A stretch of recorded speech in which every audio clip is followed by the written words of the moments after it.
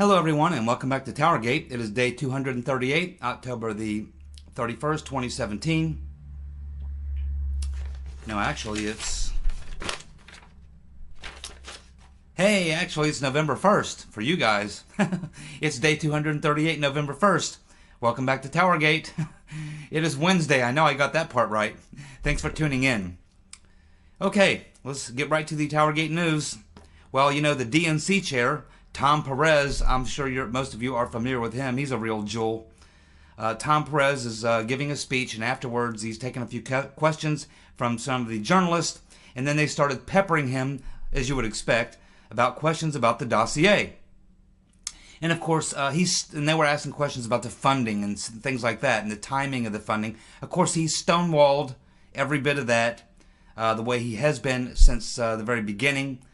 Since this thing broke, he just continues to stonewall and play dumb about knowing anything about the funding or what was going on or anything like that.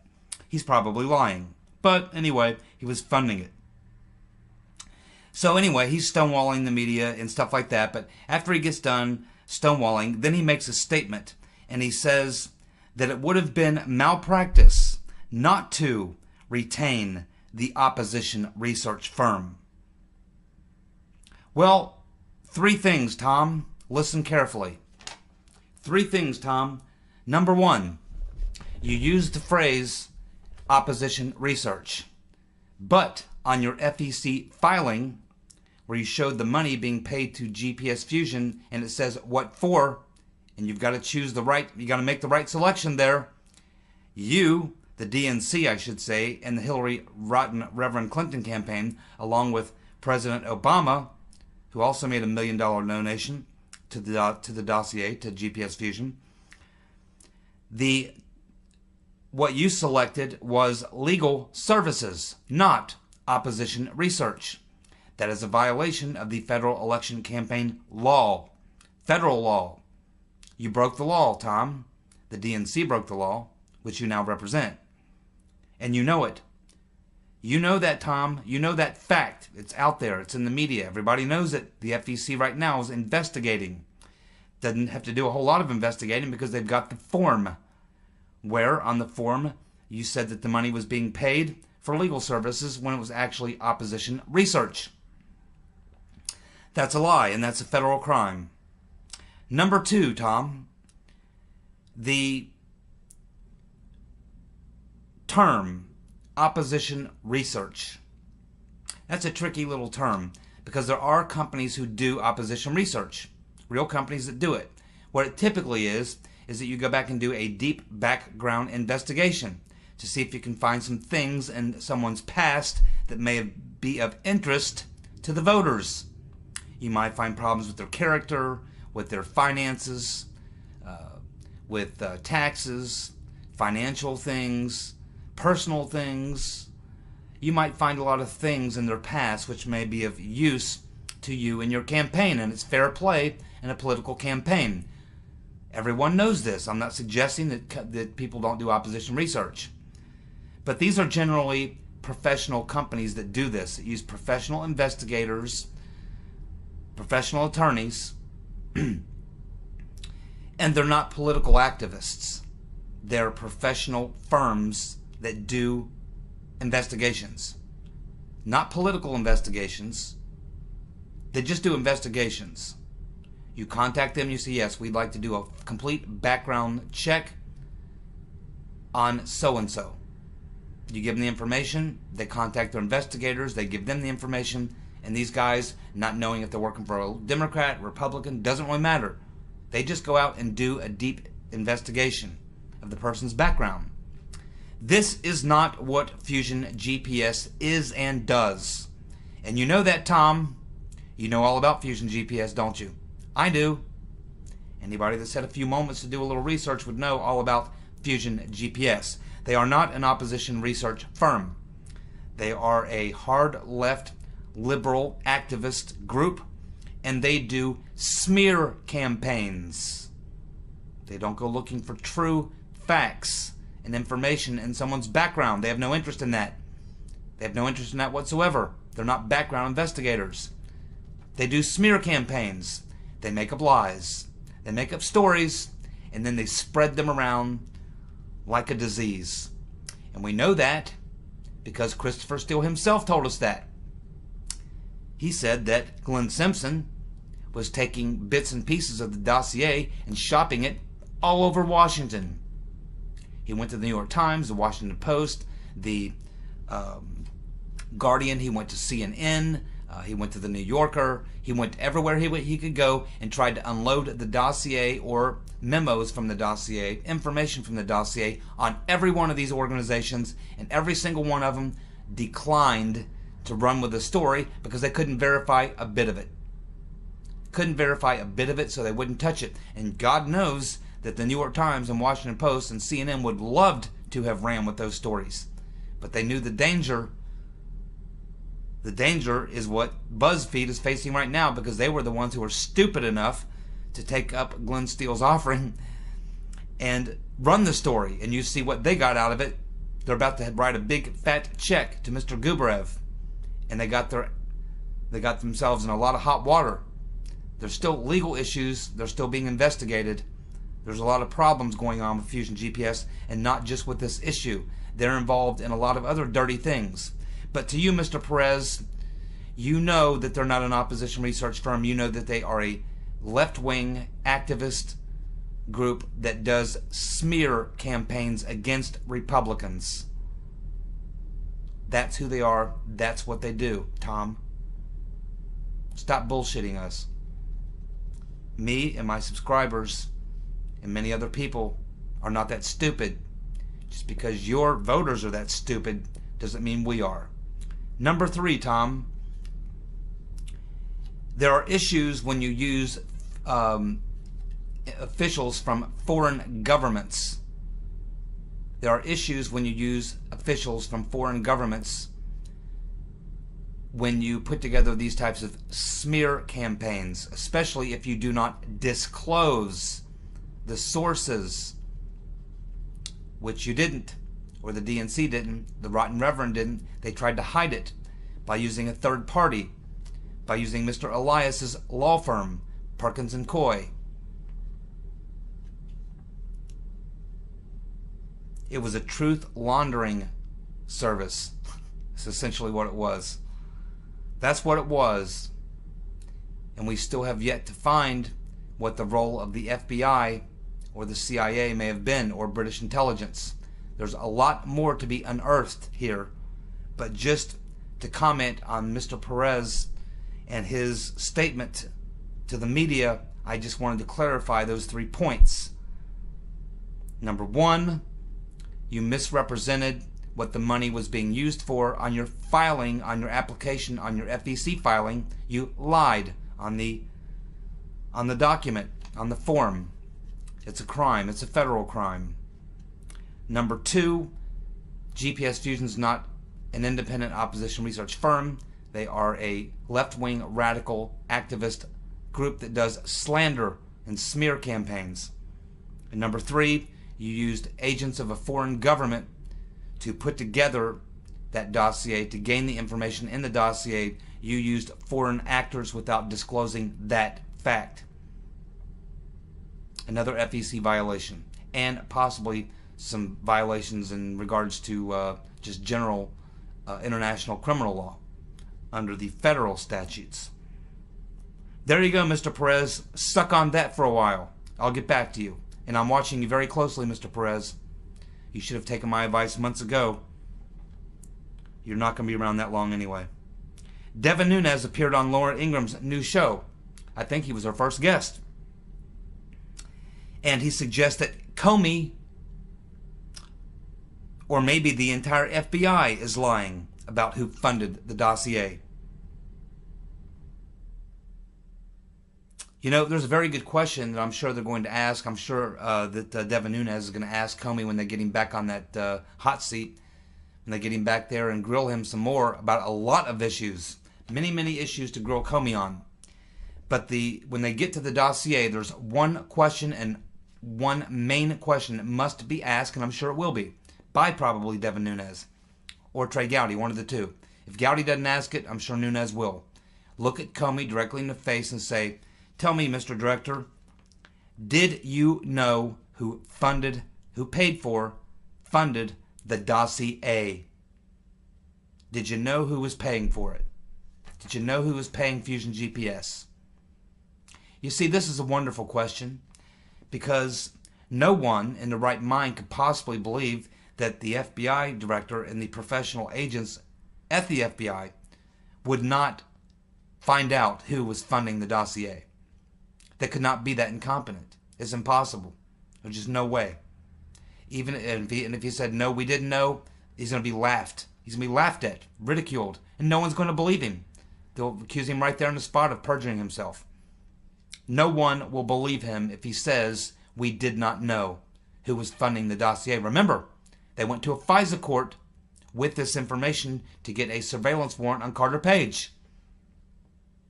When you go to the FISA court and you use the evidence that you're using to petition the FISA court for a surveillance warrant, that is supposed to be good information. It is supposed to be good, honest, straightforward information. But if James Comey knew that the dossier was being funded by one of the political candidates, in this case Hillary Clinton, along with the DNC, along with President Obama, all funding GPS Fusion, which was producing the dossier, if Comey knew that and he went to the FISA court and he did not disclose to the FISA court the origin of the dossier, of the information he was using to get the FISA warrant, and did not make it clear to the FISA court that this was an election year political document that had been created by this company, GPS Fusion, paid for by the opponents of then nominee Donald Trump. I'm sure the FISA court would have looked at that a lot differently had they been given that information. But it appears that that's not what they were given. This information was given to the FISA court, it appears, as if it were some sort of FBI intelligence or CIA intelligence. Not that it came from a dossier from a left-wing activist group doing so-called op research for the opposing parties, the presidential participants, the Democrat. This would be a whole different, thing. And this is what Comey is going to have to explain. I don't think he can say no that they didn't know who was funding it. That would make him and the FBI look beyond incompetent. It would also cause issues. They would have to go to the FISA court and find out exactly what the FISA court was told and see if Comey was straight up, see exactly what he told them. Or if the FISA court said, okay, sounds good, we'll give you the surveillance warrant. We don't even care what the source is. We're not going to ask you any questions about what the source is. We're not going to ask you any questions to divulge anything about the intelligence you're giving us. We're just going to take it at face value that what you're saying is all good. You get the warrant. If that's the case, then the FISA court will not be reinstituted. And it's coming up for a vote soon. They'll probably do it in secret behind closed doors and approve it anyway, even after saying they wouldn't. This is a very, very interesting question that is going to have to be asked of Comey, and he's going to have to answer it. And if he says yes, which is the only other choice he has, yes, we did know who funded it, then he's caught dead to rights, because then you can say, okay, so you knew that it was being funded by the rotten Reverend Clinton, you knew it was being funded by the DNC, by Obama, a political document using a political left-wing activist group, using Russian sources, using an anti-Trump former British spy, and based on that, you took this information and you used it to get a FISA warrant. That is not going to fly. That is, I'm not sure how many laws he's breaking with that one, or exactly what crime that would be in the federal statute, but it's got to be a crime. You just simply can't do that. It's not acceptable. There's no way to defend something like that. Absolutely not. The shit will hit the fan. And that's why I say there's no way for Comey to answer that question. Mr. Comey, did you know who funded the dossier? Whether he says yes or no, he's toast either way. There's no answer he can give. No answer he can give. That's why, if I was on that committee and I could only ask him one question, that would be the one. He's already perjured himself, and they've got him red-handed perjuring himself. He should already have been arrested. So this is a very interesting little conversation that took place between Devin Nunes and Laura Ingraham. Devin Nunes also said, and I'm telling you, I can see a little bit of fire in his belly. I think he's definitely wants to get to the bottom of some things. And he was asking who was lying, Comey or the whole FBI. That was a very, remember, he's, head of the Senate Intel Committee. He's a member of Congress, ranking member of Congress. To make that statement, to question the integrity of not just the FBI director, the former FBI director, but now he's questioning the integrity of the entire FBI. Because he did say exactly that. Who's lying, Comey or the whole FBI? It's quite the statement to make. And they were talking about Jeff Sessions and his inaction, and we'll get more to that in a moment. But Laura Ingraham brings that up. And basically, Nunes, you can tell he's frustrated with Sessions. He says that Sessions' Justice Department is totally obstructing the investigation, which is why it's so difficult to get witnesses, to get information to move forward, is because Jeff Sessions' Justice Department is obstructing his investigation. And so he says that if Jeff Sessions won't investigate this, we will. He also said that many who have testified will be called back. Obviously Comey, but I think he mentioned Rice and Powers as well, that these people are going to be called back. And they should be. We have more questions for them. And it should be open hearings. No more of this backdoor closed session stuff. Sick of it. So I mentioned that Sessions is becoming very unpopular. There is a hashtag out there that is hashtag do something. Hashtag do something. It's getting very, very popular, and it's basically a lot of people who are just fed up with watching Jeff Sessions sit back and do nothing while the deep state is attempting to manage a soft coup. They're attempting to pull off a coup d'etat, overturn the election, doing everything they can, and Sessions is sitting back doing nothing. And I told you that he had lunch with Trump on Monday. And I do hope that Trump said, hey, Jeff, you're a nice guy. Love to go fly fishing with you sometime. But here's the deal. Either get off your ass, do your job, or resign. Do something. Hashtag do something. George Papadopoulos, I'm sure many of you have heard this name. Can't pronounce it. We've sure heard it. He's this guy who just popped up a couple days ago. We learned was arrested by Mueller back in late August. He apparently is found guilty of lying to the FBI and making false statements. Apparently he agreed to cooperate with the investigation, so it appears that he's been wearing a wire. Now there's two stories. Now he was never a paid member of the Trump campaign team or anything else. He was a volunteer, activist sort of guy who kind of got himself involved into the campaign, but had no decision-making authority. But it did appear that he was trying awfully hard to get members of the Trump team to meet with some Russians with whom he has contact. And they rejected him every time. It appears, though, that he has a close relationship with Mr. Sergei Milian. Now, Sergei Milian is right in the middle of the dossier. He's a close friend of Christopher Steele. He's an associate of Fusion GPS and has connections to them. And he has connections to a lot of the people that are involved in this. And apparently Mr. Papadopoulos is a friend of his. And in fact, Mr.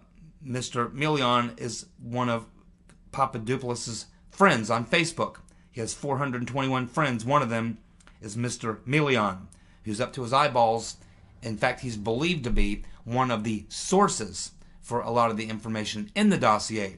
So Mr. Papadopoulos is mixing himself up with this guy who helped put together the anti-Trump dossier, while Papadopoulos is trying to arrange a meeting using this guy as his intermediary to arrange the meetings with people in the Trump campaign. So it almost looks like he's some sort of a plant by the DNC or the Clinton campaign or the Obama administration or the FBI or the CIA. It looks like he's a plant trying to set up Trump or someone on his team. But apparently they weren't falling for it.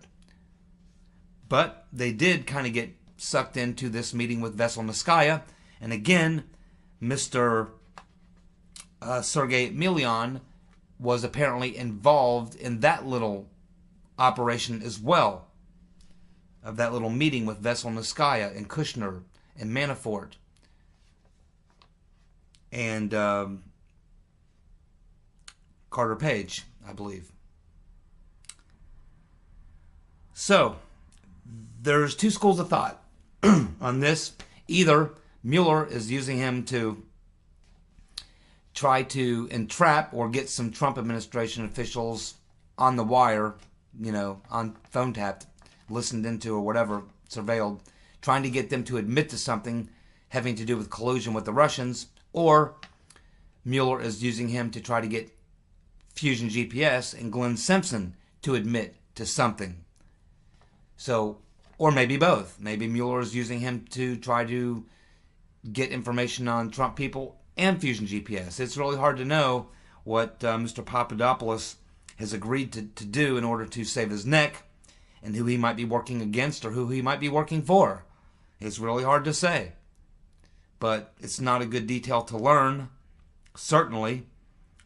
And we don't know who he's entrapped, who he's got on tape or whatever, but I'm sure everyone now knows not to talk to Mr. Papadopoulos because it appears that he's wearing a wire for Uncle Bob. Finally, the confidential informant. This is why I was telling you that the rotten Reverend Clinton and Slick Willie, and even Chelsea, because she's an equal member of the Clinton Foundation, could seriously be looking at having criminal charges filed against them.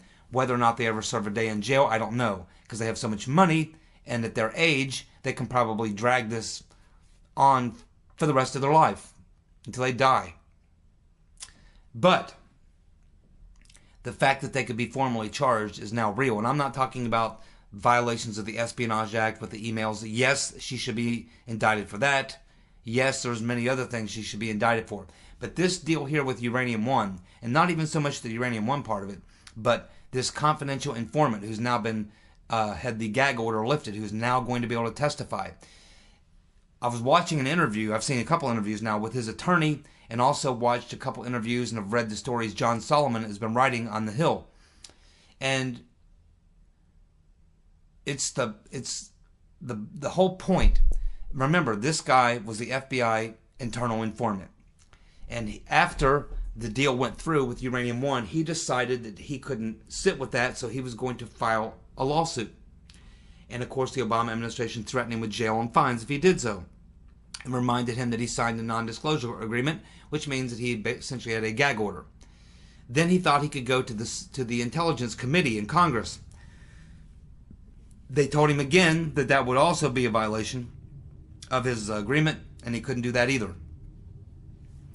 But what we're learning from his attorney and what we're learning from John Solomon is that what was driving him to want to go file a lawsuit or go to Congress was the fact that he had determined through his internal investigation as being this confidential informant that the target of the Russian government and Putin and these oil oligarchs, nuclear energy oligarchs, was the Clinton Foundation. The Clinton Foundation was the target. They knew that if they could bribe the Clinton Foundation, they could get what they wanted, which was to get this uranium deal approved. So the Clinton Foundation was the target, and getting the deal approved was the prize. And the argument that's being made, apparently, by this informant through his attorney and John Solomon reporting on it, is that not only was the Clinton Foundation the target, but he has evidence, documents, emails, phone calls, the whole 9 yards, proving that the Clintons knew that they were the target. They knew it, and they didn't care. As long as they got the 145 mil, as long as they got the other donations, 2.3 million also came in from someone else connected to that deal. Bill Clinton got $500,000 for a 1-hour speech. Mr. Gooster, who made a large contribution to the Clinton Foundation, got his little uranium deal, or got his own little mining deal to take over a mining company in Ukraine. He got that deal done, which was all part of this much larger picture. So there's a lot of complicated things going on with Uranium One. But the most important thing that this confidential informant is going to talk about is the thing that was driving him was that he knew that the Clinton Foundation was the target for the bribery, and that they knew it and went along with it anyway. So the Clintons can't sit back and play dumb and say, oh, we didn't know, we're just naive, we just thought, you know, we participated in this, yeah, they got the uranium deal done, and oh, we just, you know, got 150 million donated to the Clinton Foundation, and Slick Willie got a bunch of money for a speech, and Mr. Gooster got his mining company, and oh, we just thought it was all coincidental. We had no idea that we were targeted for a bribery scandal. Oh my goodness, that's just, oh my goodness, we were so naive. No, no, no, no, no. It's not going to fly. Apparently this confidential informant has documents, emails, telephone conversations proving that the Clintons knew that they were the target of a bribery deal. They were perfectly happy to go along with it. And the reason why is because they never thought this day would come. Because Hillary had no idea that she would be defeated in 2016. She believed she would be president and none of this would ever come back up again. Didn't work out that way. And now this man has had the gag order removed, and he's going to tell his story to these congressional committees. And that's what he's going to tell them. That it was a bribery scandal by the Russians. Bribe the Clinton Foundation and you'll get what you want. And the Clintons knew it. They knew it. As did Obama and all the rest. Watch this. What comes out from this confidential informant, I think, will result in likely a special prosecutor or special counsel being named, or it may just result in Sessions himself and the Department of Justice filing criminal charges. It's what should happen. I don't know if they can get the Clintons off the hook on this one. I don't think they can do it. I think we may finally see the Clintons charged with a crime. And it's a biggie. Thank you so much for tuning in. I appreciate all of you checking out my channel and commenting in the comments section. If you have questions, ask them in the comments section. I try to answer them either on my video or directly. And appreciate y'all being here. And I'll be back tomorrow and we'll keep following the stories. Thanks. Good night.